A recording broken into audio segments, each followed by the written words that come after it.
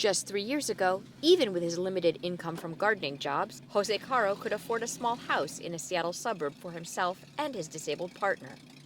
But then, the rent went up and up. That's one of the reasons why we are where we are, because we started renting at $750 a little room. It was a little house, and then he raised it to $1,200, and he wanted to go to $1,500. There's no way.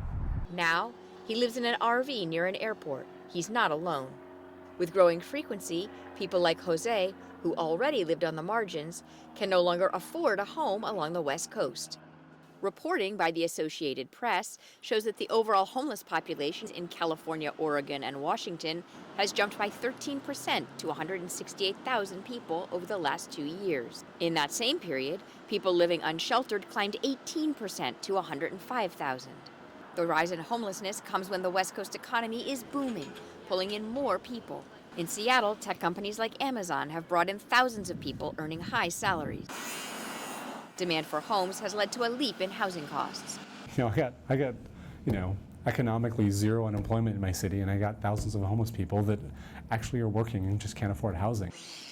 People can move overnight. It's not very easy, but relatively easy to move more people into a city compared to how long it takes to build them housing. Seattle leaders are now grappling over how and when to increase the supply of market rate and affordable housing. So laundry, this is one of the sleeping rooms.